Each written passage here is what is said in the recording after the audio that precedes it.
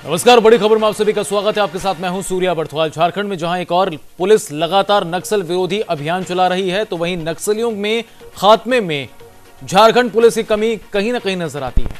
झारखंड में सबसे ज्यादा पीएलएफआई संगठन एक्टिव हैं और इसे इनएक्टिव करने में पुलिस का नाकाम रवैया अब सबके सामने है। ऐसा क्यों है और आखिर इसकी वजह क्या है? क्या वाकई पुलिस पीएलएफआई पर लगाम लगा पाने में फेल है? आज बड़ी खबर में इसी पर चर्चा करेंगे।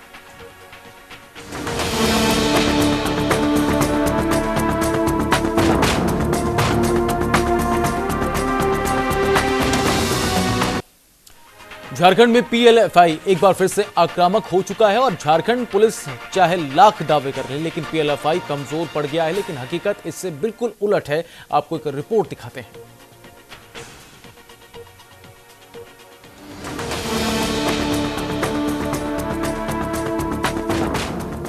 झारखंड में भाकपा माओवादियों से अलग होकर बना पीएलएफआई संगठन लगातार अपने संगठन का विस्तार कर रहा है। पीएलएफआई का सुप्रीमो दिनेश गोप अब तक पुलिस की पहुंच से कोसों दूर है।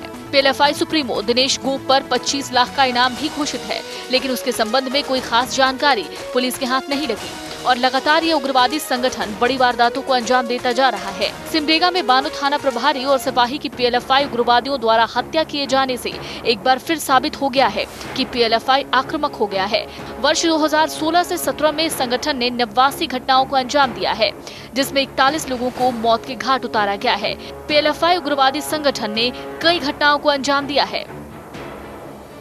8 अप्रैल 2017 सिमडेगा में बानो थाना प्रभारी विद्यापति सिंह और सिपाही राजू की हत्या। 28 मार्च 2017 खूंटी में पुलिस मुखबिरी के आरोप में तोरपा के डेविड सोई की गोली मारकर हत्या।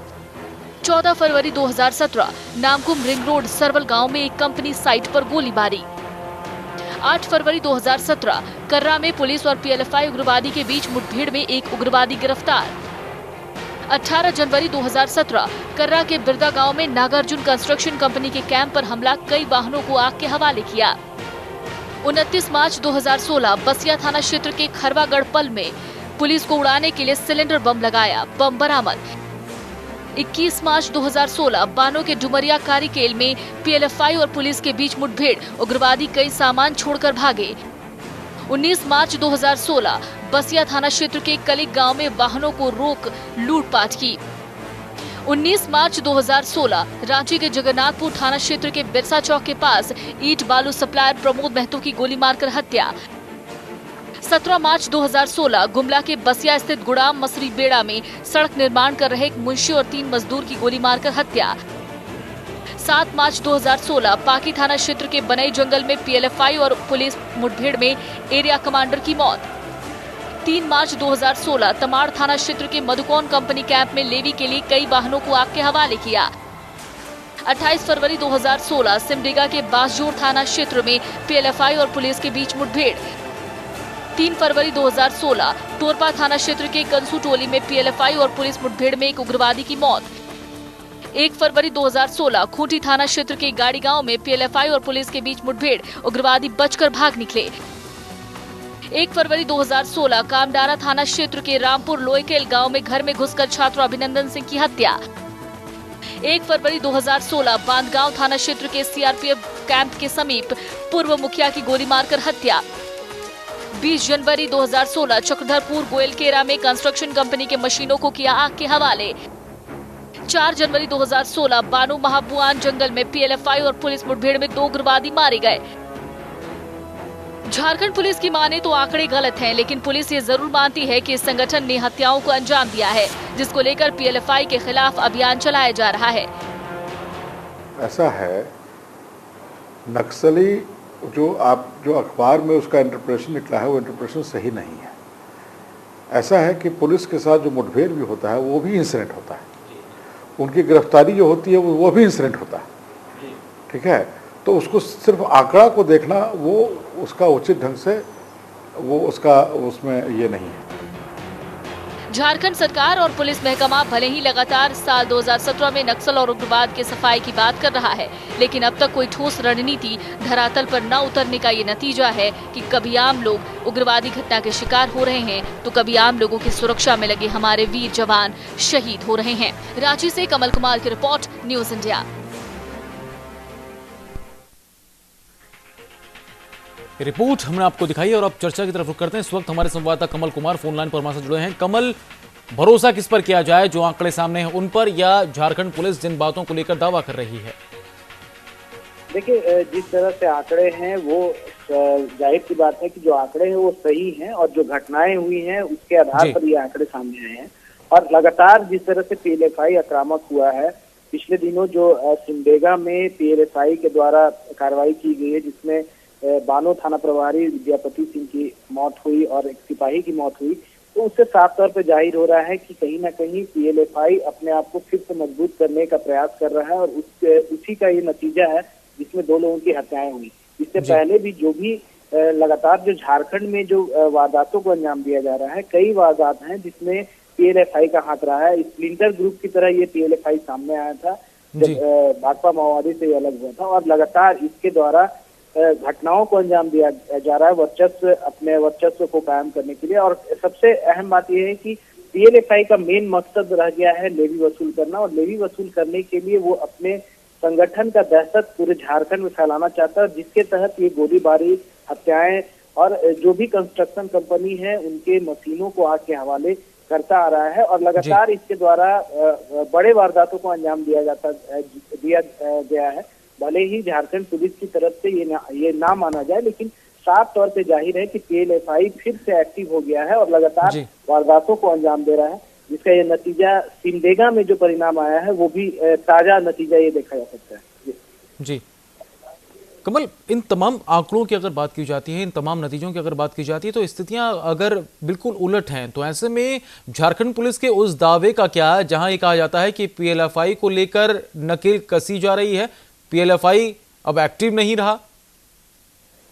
देखिए, कहीं ना कहीं लगातार झारखंड में पीएलएफआई के उग्रवादी हो या माओवादी हो, भाकपा माओवादी, कई नक्सलियों ने आत्मसमर्पण किया है और आत्मसमर्पण का आंकड़ा भी अच्छा रहा है इस वर्ष।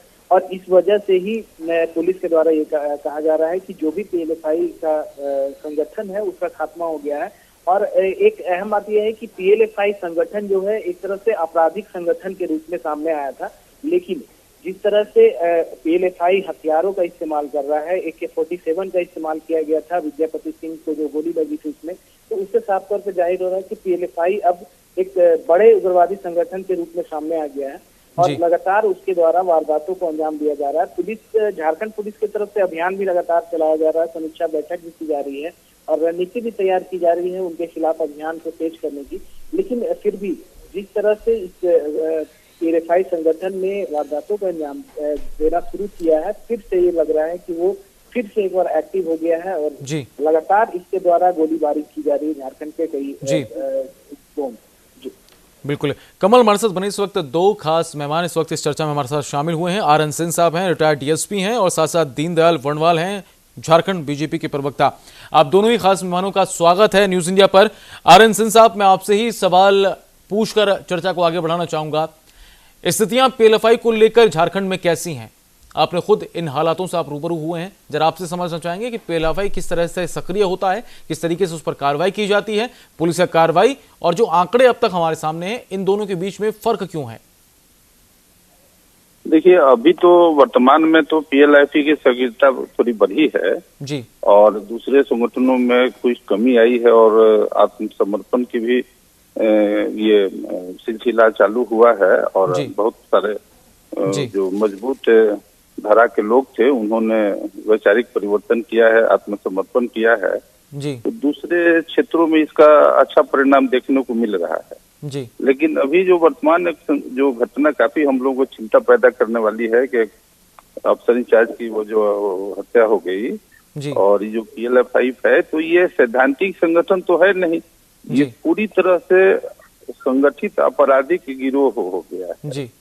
जो चंदा, ये जो लेवी वसूलना और इसकी आर्थिक ताकत काफी बढ़ गई है। और दूसरे संगठन जो इधर जो उनकी सक्रियता में कमी आई है और उनका प्रभाव माने समाप्त होते जा रहा है, तो ये लोग उस गैप को भरने की कोशिश में अपनी सक्रियता बढ़ा रहे हैं जी। तो मुझे ऐसा लगता है कि अभी तो काफी चिंताजनक घटना घटी है, हम सभी चिंतित हैं बिल्कुल, और पुलिस प्रशासन भी चिंतित है लेकिन मुझे ऐसा लगता है कि नागरिक के रूप में भी, एक पुलिस अधिकारी रहने के कारण भी, कि पुलिस की सक्रियता भी बढ़ेगी और काफी अच्छी तरह से बढ़ेगी। आप कुछ, मुझे लगता है कि आप इसका सुपरिणाम आप देखेंगे और जो उन लोगों की गतिविधियां हैं वो पूरी तरह समाप्त हो जाएंगी। बिल्कुल, लेकिन उसमें बिल्कुल आरएसएन साहब, हम उम्मीद भी कुछ ऐसे ही करते हैं। झारखंड बीजेपी के प्रवक्ता दीनदयाल वर्णवाल साहब, मैं आपसे एक बात पूछना चाहूंगा, जो स्थितियां प्रदेश के अंदर बन रही हैं, क्या सबसे पहले आप इस बात की तस्दीक करेंगे कि वाकई में जो झारखंड पुलिस की कार्रवाई है वो काफी है, और अब तक पीएलएफआई को लेकर जो आंकड़े सामने आए हैं ये बिल्कुल अलग हैं, लेकिन लगातार पुलिस कार्रवाई कर रही है? देखिए, पुलिस अपनी कार्रवाई बहुत सुनियोजित ढंग से कर रही है जी। कहीं कहीं अगर फेल होते हैं या कोई चूक होती है जी, इसका मतलब यह नहीं हुआ कि हम कार्रवाई पूरी जी बिल्कुल नहीं कर पा जी। रहे हैं। नंबर 1। नंबर 2, देखिए, जब कोई भी आपराधिक ग्रुप या समझिए कि इस तरह आतंकवादी ग्रुप टाइप का जो भी ग्रुप हो, इस तरह के जी, इस तरह के लोग जब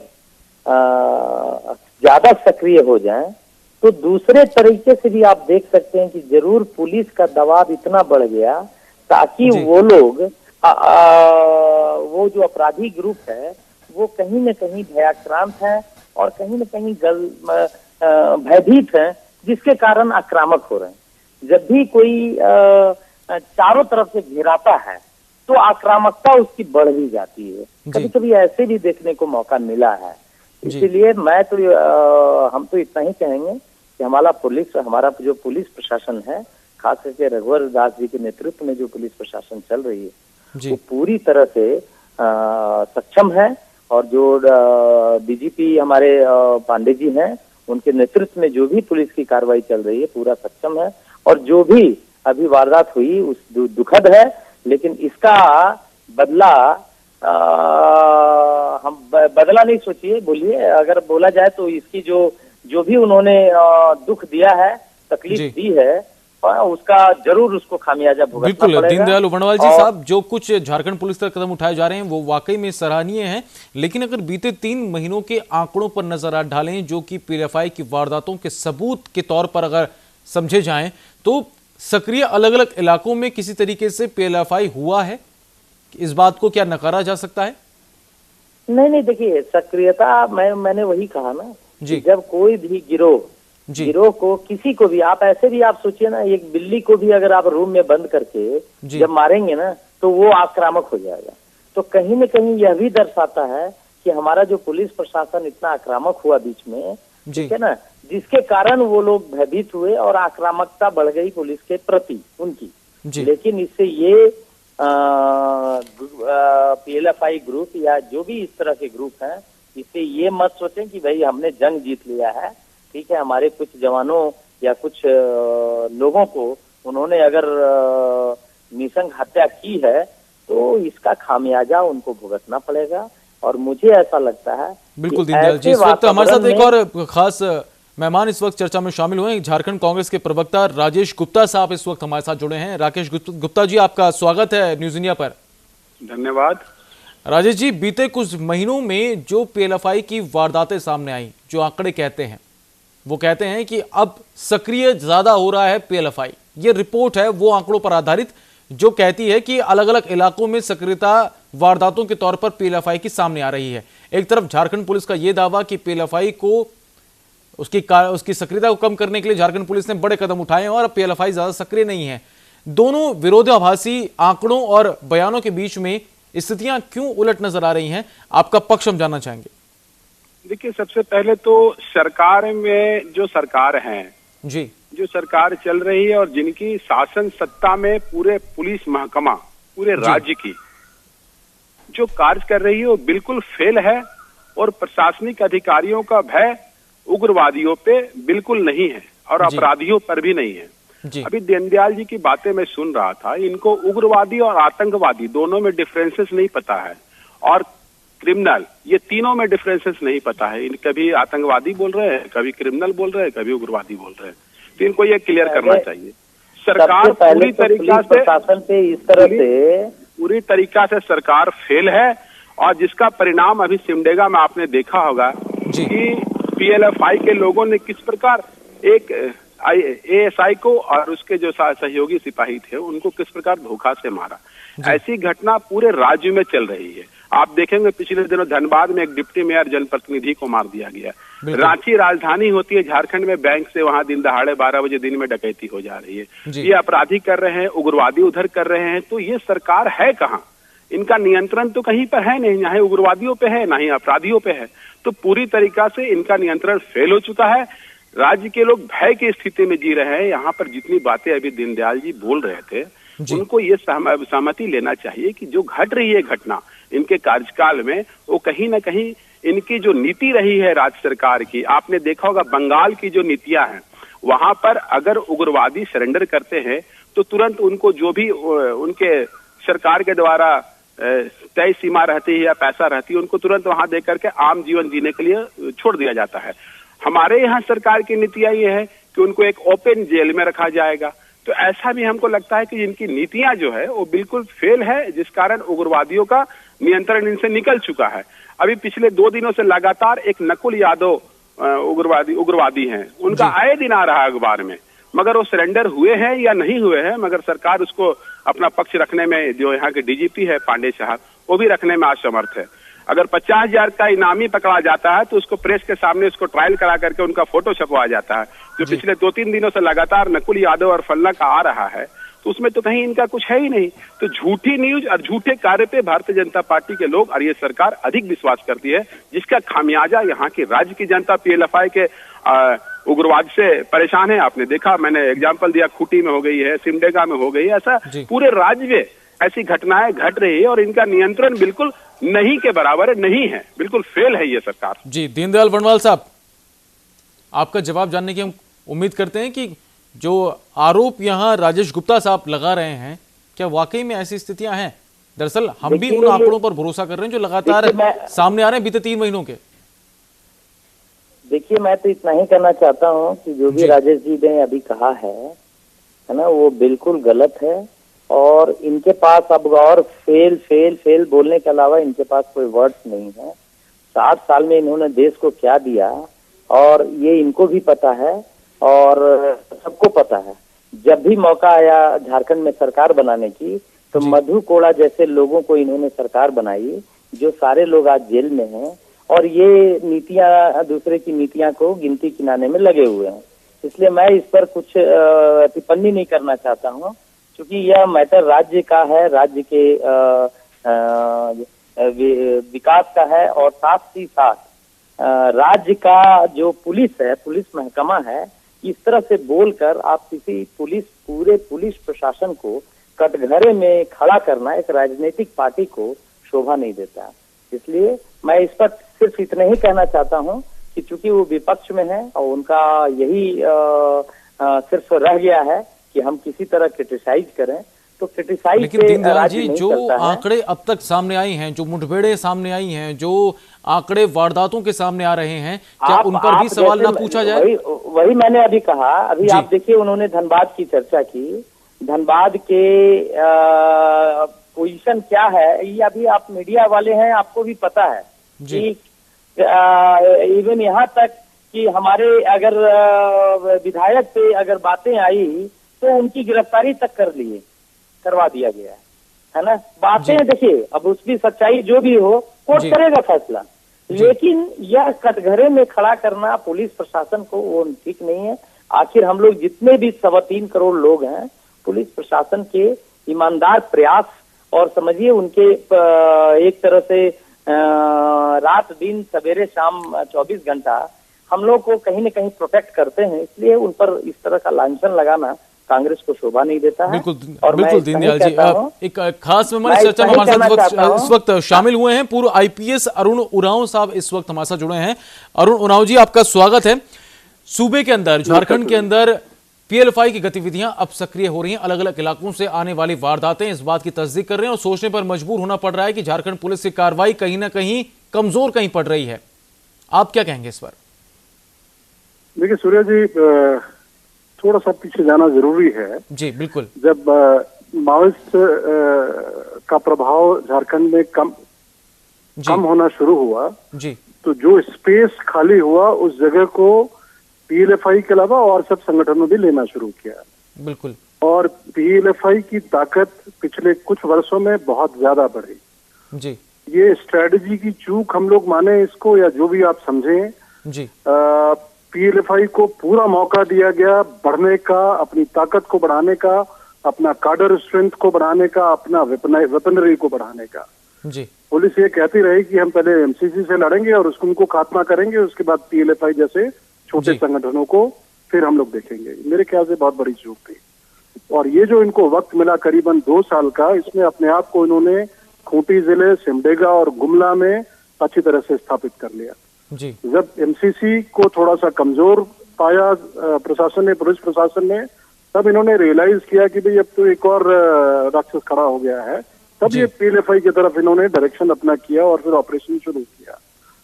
पीएलएफआई संगठन शुरू में एक आपराधिक गिरोह से ज्यादा बड़ा नहीं था, लेकिन जैसा मैंने बताया कि इनको जो वक्त मिला, इनको जो रिसोर्सेज मिला, लेवीज मिली, 2 साल में अपने आप को इन्होंने बहुत सशक्त कर लिया। अभी हाल की जो घटना है जिसमें हमारे थाना प्रभारी शहीद हुए सिमडेगा में, इसके बारे में मुझे सिर्फ एक ही बात कहना है, वो ये है कि पीएलएफआई को पुलिस का प्रशासन हमेशा कम आंकता रहा है। जी। हमेशा ये सोचता रहा है कि आपराधिक गिरोह है, इसको थाने का जो स्ट्रेंथ है 3-4 लोगों का, वही स्ट्रेंथ उनके गिरोह को खात्मा करने के लिए काफी है, और जिसका खामियाजा हम लोगों को भुगतना पड़ा, एग्जामबाज पुलिस अधिकारियों को खोना पड़ा। बिल्कुल। हमारे साथ रिटायर्ड डीएसपी आरएन सिंह साहब भी हैं। आरएन सिंह साहब, आपने चर्चा को सुना, काफी देर बाद मैं आपके पास पहुंचा हूं।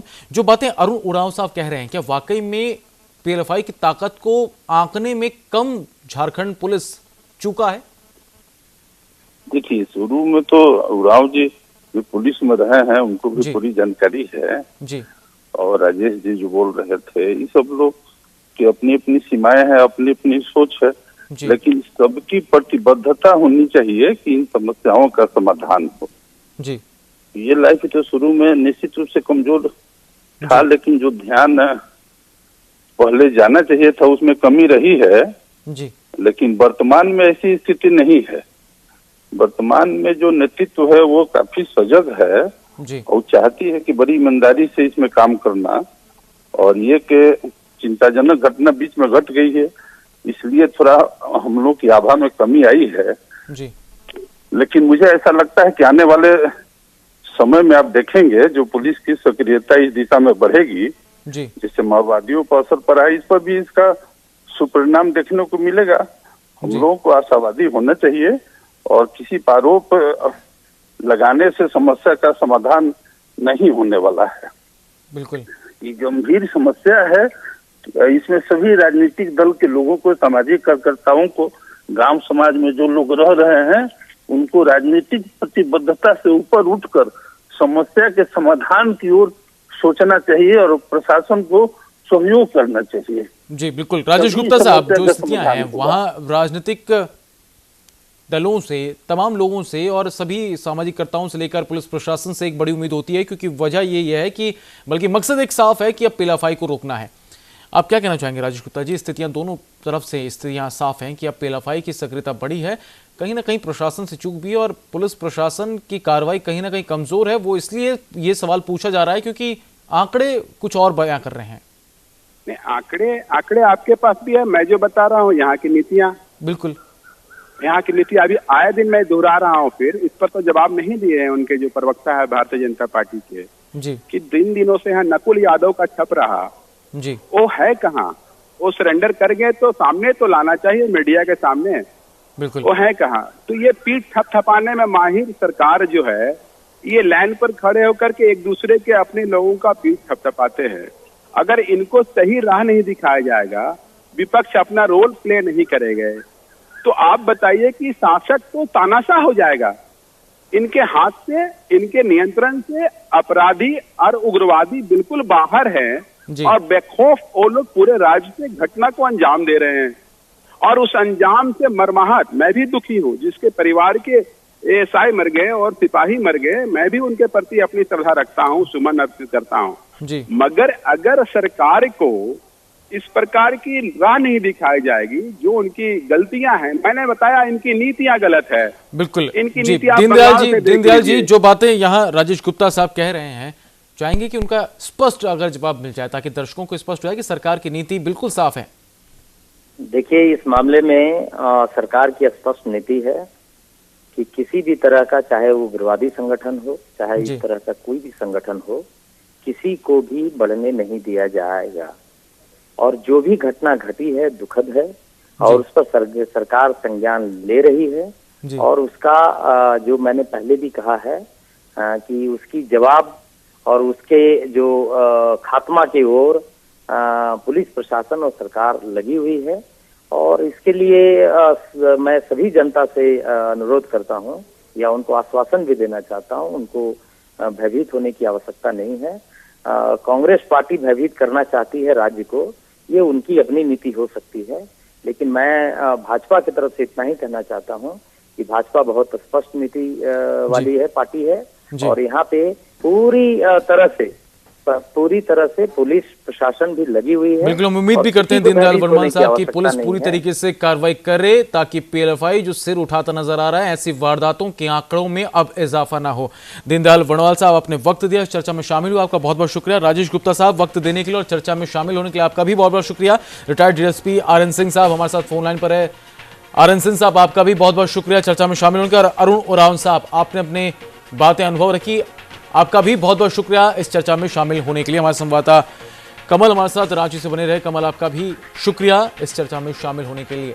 तो जाहिर तौर पर पीएलएफआई को लेकर कई तरह के सवाल ऐसे उठे हैं कि पुलिस कार्रवाई कमजोर क्या पड़ी है, स्थितियां और आंकड़े कुछ इसी तरफ इशारा कर रहे हैं। बड़ी खबर बस इतना ही। नमस्कार।